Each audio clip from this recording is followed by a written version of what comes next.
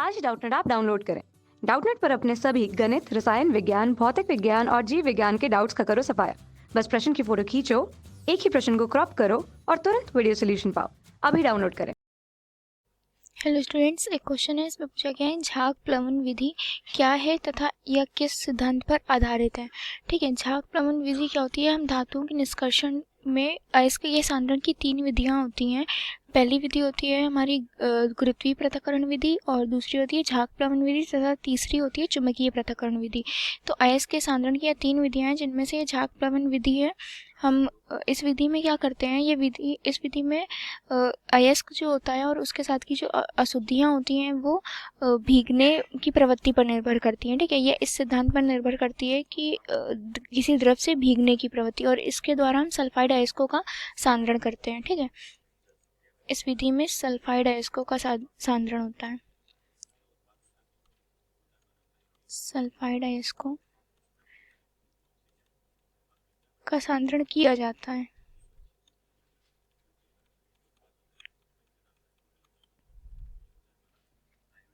इस विधि में क्या होता है, हम तेल और जल का मिश्रण बनाते हैं और उसको अयस्क में डालते हैं। जो अयस्क का मिश्रण होता है हमारा, उसमें हम तेल और जल के मिश्रण को डालते हैं।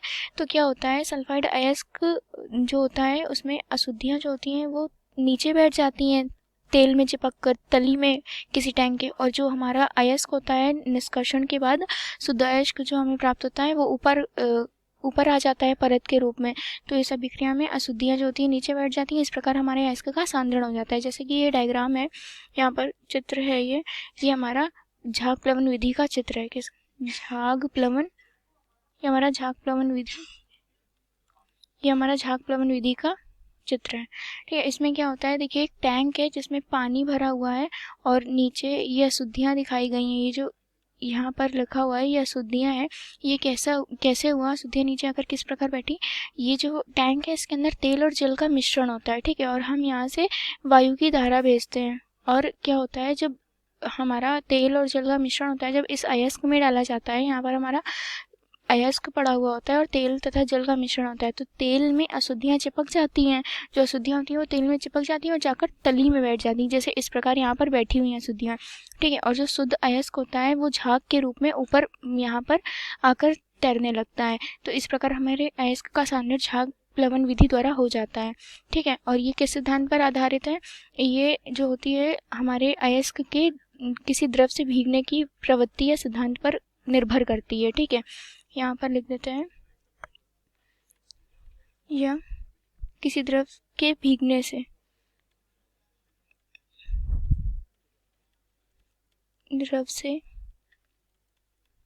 भीगने के सिद्धांत पर निर्भर करती है। ठीक है, किसी द्रव के भीगने के सिद्धांत पर